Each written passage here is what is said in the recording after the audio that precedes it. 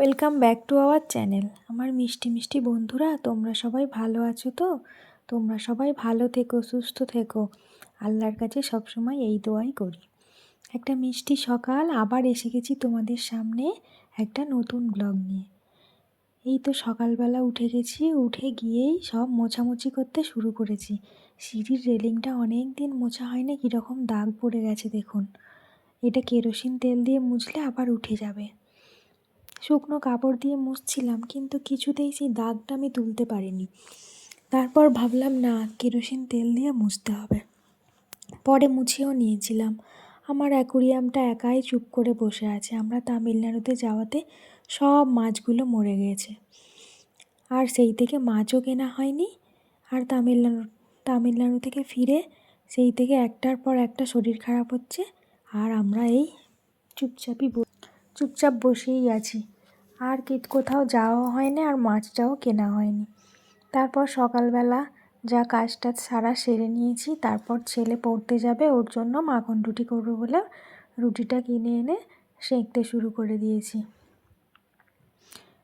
রুটিটা সেঁকে নিয়ে তার আগে অনেক কাজই করেছি, ঝাঁট দেওয়া, থালা মাজা, কিন্তু সেগুলো আর আপনাদের সঙ্গে শেয়ার করা হয়নি। বন্ধুরা, আবার সেই পুরনো কথাই ফিরি। যদি আমার ব্লগটা ভালো লেগে যায়, প্লিজ একটা লাইক দিয়ে দেবেন, আর আমার চ্যানেলটা সাবস্ক্রাইব করে দেবেন। তারপরেই তো রুটি সেঁকে নিয়ে রুটিতে মাখন লাগিয়ে ওকে দিয়ে দিলে ও খেয়ে পড়তে চলে যাবে। তারপর আমি আবার সংসারের কাজটা সেরে রান্নাবান্না করতে হবে, তো তাই রান্না করা শুরু করে দেব। এই তো রুটিতে মাখন লাগিয়ে নিলাম। তারপর ওর উপর হালকা করে একটু চিনি দিয়ে দেব। দুটো রুটি কিনে এনেছিলাম। আমার শাশুড়ি মা একটা খাবে আর ও একটা খাবে।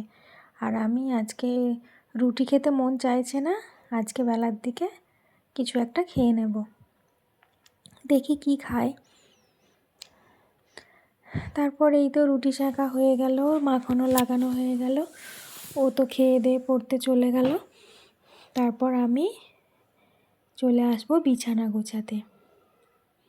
তারপর বন্ধুরা, তোমরা সবাই ভালো আছো তো, সুস্থ আছো তো? তোমরা তো কমেন্ট করে জানাচ্ছই না তোমরা কেমন আছো।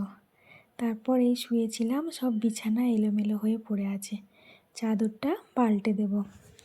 তারপর যেখানে ওই আলমারির যেখানে সব চাদর রেখে দিই, সেখান থেকে একটা চাদর বের করে নিলাম, নিয়ে এবার চাদরটা পাল্টে দেব, দিয়ে বিছানাটা টান করে দেবো।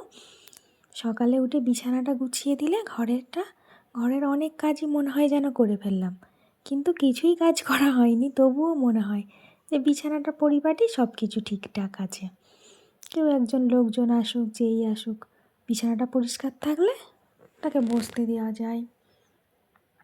এই তো আমার বিছানা টান করে গোছানো হয়ে গেছে। বালিশের কভারগুলো আজকে আর পাল্টাইনি, এখন একটু পরিষ্কার আছে, পরে আবার পাল্টে দেবো। তারপর এই ব্ল্যাঙ্কেটটা গুছিয়ে জায়গার জিনিস জায়গায় রেখে তারপর আমি যাব রান্না করতে। এই তো বিছানা পরিপাটি করে গুছিয়ে নিলাম। তারপর ওই চাদরটা মেঝেই পড়ে আছে, তারপর ঘরটা একেবারে ঝাঁটটাট দিয়ে নেব, নিয়ে সব কিছু জামা কাপড় কাচতে দিয়ে দেব। তারপর কাচতে দিয়ে দিয়েছিলাম। কাচতে দেওয়ার পর আমি কিছুক্ষণ বসেছিলাম। তারপর যখন জামা কাপড় হয়ে গিয়েছিল, তারপর আমি ছাদে সব মেলে দিয়েছিলাম। এগুলো সব আমার জামা কাপড় নয়, আমার জায়েদেরও আছে, আমার কম ছিল। উনি সব ব্ল্যাঙ্কেট কেচেছিল, ওগুলো সব দিয়ে গেছিলো ছাদে মেলে, আমি কমই কেচেছিলাম। তারপর এই তো উঠানো ঝাড়ু দেওয়া হয়ে গেছে। তারপর আমি ওই ঝাড়ু দিয়ে নিয়ে আমি খেতে বসেছিলাম। আমি আজকে খেয়েছিলাম পান্তা। অনেক দিন পর আজ পান্তা খাচ্ছি। একটু চিংড়ি মাছ ভর্তা করে দিচ্ছিলেন আমার শাশুড়ি মা, আর আমি ওই চিংড়ি মাছ ভর্তা দিয়েই পান্তা খেয়েছিলাম। তারপর এই তো রান্না বসিয়ে দিয়েছি, আজকে উনানে রান্না করব। তাই এই তো উনানটা ধরিয়ে দিয়ে চালটা ধুয়ে বসিয়ে দিয়েছি। আর ছেলের জন্য, ও স্কুলে যাবে, ওর জন্য ওই আলু সিদ্ধ আর পেঁপে সিদ্ধ ভাতটা বসিয়ে দিয়েছিলাম।